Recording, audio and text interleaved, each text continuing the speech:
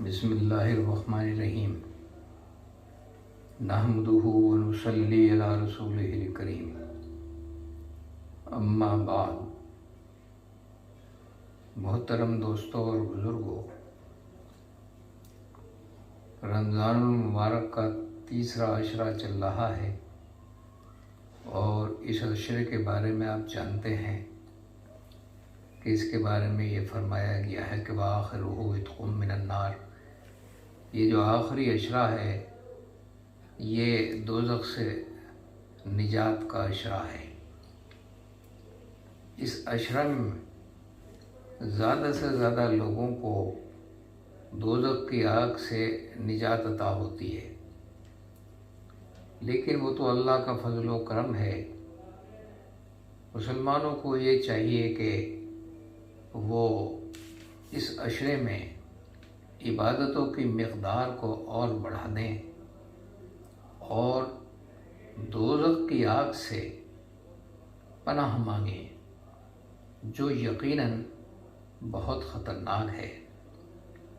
कुरान हकीम में मुसलमानों को मुखातब करके हक़ ताला ने यह फरमाया है कि या अय्युहल्लज़ीना आमनू क़ू अनफुसकुम व अहलीकुम नारा वक़ूदुहन नासु वल हिजारा, कि ऐ ईमान वालो,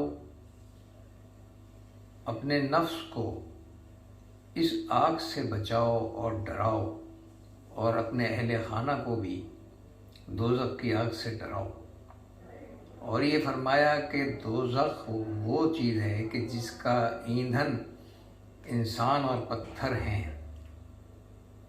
बहुत ही भयानक आग है दोज़ख की। नबी करीम सल्लल्लाहु अलैहि वसल्लम ने एक मर्तबा इरशाद फरमाया था कि अगर दोज़ख की आग की एक चिंगारी ज़मीन पर डाल दी जाए तो फिर उस जगह 500 साल तक घास भी नहीं उग सकती। इतनी ख़तरनाक है ये दोज़ख की आग। और ख़ुद दोज़ख जो है वो एक भयानक जगह है जहाँ गुनहगार लोगों को सज़ाएं भुगतनी पड़ेंगी। कुरान हकीम में ये फरमाया गया है अलैहि मलाइकतुन ग़िलाज़ुन शिदादुन ला यअसूनल्लाह अमरहुम व यफ़अलूना मा युमरून। और इस दोज़ख पर ऐसे सख्त गीर किस्म के फरिश्ते मुकर्रर किए जाएंगे कि जो बिल्कुल भी रहम नहीं खाएंगे किसी पर और नाफरमानियों को बर्दाश्त नहीं करेंगे और अल्लाह ताला जो हुक्म देंगे फ़ौरन उसकी तामील करेंगे। और दोज़ख जो है अगरचे एक बहुत वसी जगह है, लेकिन कुरान हकीम में फरमाया गया है कि जब इसमें इंसान भर दिए जाएंगे, ठूस दिए जाएंगे, फिर दोज़ख से एक सवाल किया जाएगा, यौमा नक़ूलु लिजहन्नम हल इम्तलाती व तक़ूलु हल मिन मज़ीद, कि क्या तेरे अंदर अब भी कोई गुंजाइश है? तो दोज़ख ये कहेगी कि हाँ और ज़्यादा कीजिए। और एक हदीस के मुताबिक कि आखिर में लोगों को इस तरीक़े से ठूसा जाएगा इस दोज़ख और जहन्नुम में कि जिस तरीक़े से किसी सख्त दीवार में हम कील ठोकते हैं, इस तरीक़े से लोगों को दाखिल किया जाएगा। और दोज़ख का खाना और पीना इससे पहले भी हम अर्ज़ कर चुके हैं कि ऐसा भयानक होगा कि उसको कौन बर्दाश्त करेगा, लेकिन वही खाना पड़ेगा क्योंकि हुक्म होगा उसको खाने का। फरमाया गया है कुरान हकीम में, तुस्क़ा मिन ऐनिन आनिया लैसा लहुम तआमुन इल्ला मिन ज़रीन ला युस्मिनु वला युग़नी मिन जू। 30वें सिपारे की आयत है, इसमें फरमाया गया है कि ऐसा खौलता हुआ पानी पिलाया जाएगा अहले दोज़ख को और खाने में दिया जाएगा एक घास होती है ज़री। हज़रत अब्दुल्ला इब्ने अब्बास रज़ियल्लाहु ताला अन्हु फरमाते हैं कि अरब के जंगलों में ये घास उगती थी और ये घास बड़ी सख्त होती थी, इसमें कांटे भी होते थे। घास में आमतौर पर कांटे नहीं होते, लेकिन इस ज़री घास में कांटे होते थे। اور اس کے اندر ایک بدبو ہوتی تھی، وہ بدبو جو ہے وہ اتنی سخت ہے کہ لوگ اس سے پناہ چاہیں گے۔ مردار جیسے کہیں سڑ جاتا ہے تو مردار کی جو بدبو ہوتی ہے وہ اس زرعی گھاس میں سے آتی ہے۔ یہ گھاس اہل دوزخ کو کھانے کے لیے پیش کی جائے گی۔ اس سے نہ تو کوئی تقویت حاصل ہوگی اگر کوئی کھا لے گا، اول تو کوئی کھائے گا نہیں۔ حضرت عبداللہ بن عباس رضی اللہ تعالیٰ عنہ نے یہ بھی فرمایا کہ زرعی گھاس کو جانور تک نہیں کھاتے، اگر کوئی جانور غلطی سے کھا لیتا تھا تو پھر وہ مر جاتا تھا۔ تو یہ گھاس جو ہے اہل دوزخ کو کھانے کے لیے دی جائے گی۔ اس سے نہ کوئی تقویت آتی ہے اگر کوئی کھا لے، اور نہ اس سے بھوک مٹتی ہے۔ اول تو کھاتے ہی مر جاتا ہے، بار بار مرتے رہیں گے، بار بار اللہ کے حکم سے پھر جیتے رہیں گے، اور دوزخ میں یہ عذاب انسانوں پر ہوتا رہے گا۔ ایک جگہ قرآن حکیم میں یہ فرمایا گیا کہ انہا شجرۃ زقوم تخرج فی اصل الجحیم طلعھا کأنہ رؤوس الشیاطین۔ یہ فرمایا کہ زقوم نام کا ایک پھل ان کو کھانے کے لیے پیش کیا جائے گا، یہ بھی کانٹوں سے بھرا ہوا ہوگا، اور یہ ایسا درخت ہوگا، اس درخت پہ یہ پھل آئے گا، اور اس کی ظاہری صورت یہ ہوگی کہ جیسے سانپوں کے پھن ہوتے ہیں۔ یہ جہنم کی گہرائیوں سے پیدا ہوگا، جہنم کی زمین سے پیدا ہوگا، اور اس کی بنیادوں سے پیدا ہوگا، اور اس میں ایسے پھل پیدا ہوں گے کہ جس پہ سانپوں کے پھن کی طرح وہ پھل ہوں گے، اور یہ اہل دوزخ کو کھانے کے لیے پیش کیے جائیں گے۔ تو محترم دوستوں اور بزرگوں، جہنم کی آگ نہایت خطرناک ہوگی، وہاں کی غذائیں نہایت خطرناک ہوں گی، وہاں کھولتا ہوا پانی پیش کیا جائے گا جس کو پینا ناممکن ہوگا۔ قرآن حکیم کی ایک آیت سے یہ ثابت ہوتا ہے کہ وہ تیل کی تلچھٹ کی طرح ہوگا، اور وہ زبردستی اہل دوزخ کو پلایا جائے گا۔ تو اس آگ سے پناہ مانگنا سب کے لیے ضروری ہے۔ پھر دوزخ کے عذاب کی مختلف قسمیں احادیث رسول میں بیان کی گئی ہیں۔ نبی کریم صلی اللہ علیہ وسلم کو جب معراج ہوئی تو آپ نے کچھ لوگوں کو دیکھا کہ ان کی زبانیں گدیوں کے پیچھے تھیں، اور بھیانک چہرہ تھا، تڑپ رہے تھے، گدھوں کی طرح چیخ رہے تھے۔ رسول اکرم صلی اللہ علیہ وسلم نے حضرت جبرائیل سے پوچھا یہ کون لوگ ہیں؟ تو حضرت جبرائیل علیہ السلام نے فرمایا یہ وہ لوگ ہیں جو دنیا میں مقدموں میں جھوٹی گواہیاں دیا کرتے تھے، ان کو یہ عذاب ہوگا۔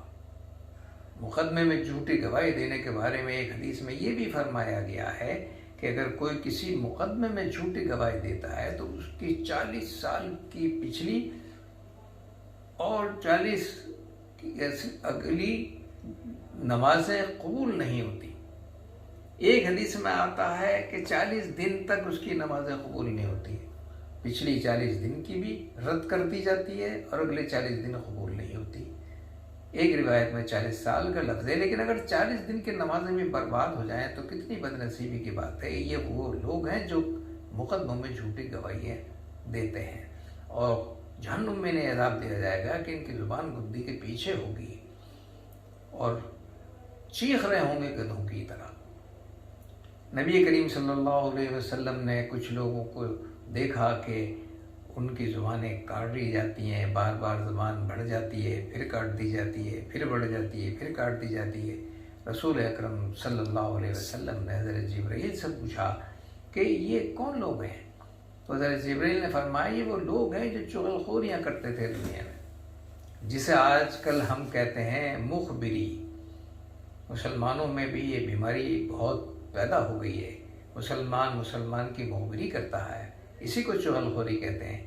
اور قرآن حکیم میں فرمایا گیا ہے کہ چغل خور کبھی جنت میں داخل نہیں ہوگا، اور جہنم میں اسے ایسا عذاب دیا جائے گا کہ ان کی زبانیں بار بار بڑھیں گی اور بار بار آگ کی قینچوں سے ان کو کاٹا جائے گا۔ تو جہنم کے عذاب کی جو تفصیل واقع معراج میں پیش کی گئی ہے وہ تو بہت زیادہ ہے، ان سب باتوں کو مختصر سے وقت میں بیان نہیں کیا جا سکتا۔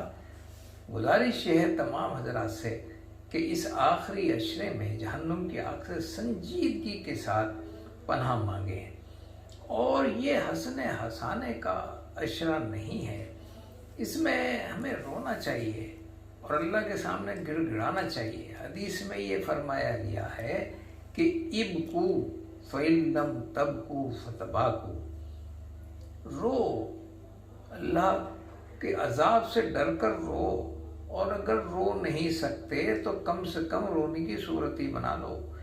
یہ خوشی کا موقع نہیں ہے، آخری عشرہ ہے، رمضان رخصت ہونے والا ہے، وہ رمضان جس میں سونا بھی عبادت، کھانا بھی عبادت، لیٹنا بھی عبادت، چلنا پھرنا بھی عبادت، وہ رمضان اب ہم سے جدا ہونے والا ہے، تو ہمیں افسوس کرنا چاہیے۔ صحابہ کرام جب رمضان آتا تھا بے پناہ خوش ہوتے تھے، اور جب رمضان کی آخری گھڑیاں ہوتی تھیں تو باقاعدہ روتے تھے، اور ان کے چہروں پر افسوس اور تکلیف محسوس ہوتی تھی۔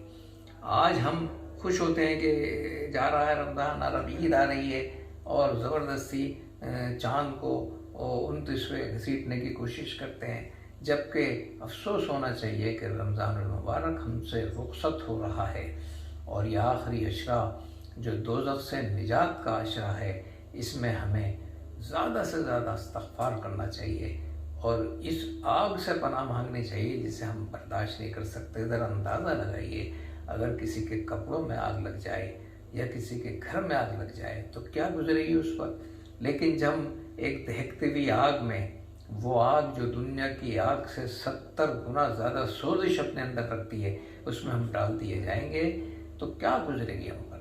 آج ہم سوکھی ہوئی روٹی نہیں کھا سکتے، آج ہم باسی اور ذرا سا اس میں بدبو پیدا ہو جائے کھانا نہیں کھا سکتے، لیکن جب ہمیں سڑی ہوئی گھاس زری کھلائی جائے گی، اور جب ہمیں کھولتا ہوا پانی جو تیل کی تلچھٹ کی طرح ہوگا پلایا جائے گا، تو کیا وہ پینا اس کا آسان ہوگا؟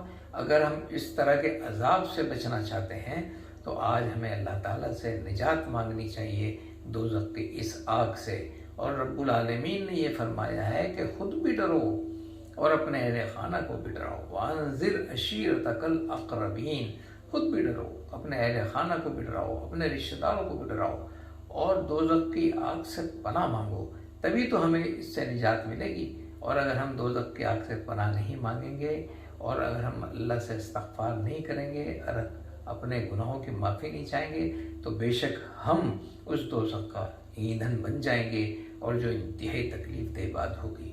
نبی کریم صلی اللہ علیہ وسلم کو حضرت جبرائیل نے یہ بتایا تھا کہ آپ کی امت کے وہ لوگ اس دوزخ میں ڈالے جائیں گے جنہوں نے کبیرہ گناہ کیے ہوں گے، لیکن پھر ان کی معافی نہیں مانگی ہوگی۔ تو گناہ تو سبھی سے ہوتے ہیں، صغائر بھی ہوتے ہیں، کبائر بھی ہوتے ہیں۔ صغیرہ گناہ تو نیکی کرنے سے ختم ہو جاتے ہیں، لیکن کبیرہ گناہ جب ختم ہوتے ہیں جب ہم ان کی معافی مانگیں۔ تو رب العالمین سے اس عشرے میں زیادہ سے زیادہ ہم معافی مانگیں اور جہنم کی آگ سے پناہ چاہیں، تبھی ہم اس بات کے حقدار بنیں گے کہ حق تعالیٰ ہمیں جہنم کی آگ سے نجات عطا کر دے۔ ہمیں امید ہے کہ سب خیال رکھیں گے، اور اس آخری عشرے کو، جس کا ایک ایک لمحہ بہت قیمتی ہے، اس کو قیمتی بنانے کی کوشش کریں گے، اللہ کی یاد سے، اللہ کے ذکر سے، تلاوت قرآن سے، اور مختلف قسم کی نیکیوں سے، زکوٰۃ اور صدقات کا اہتمام بھی کریں۔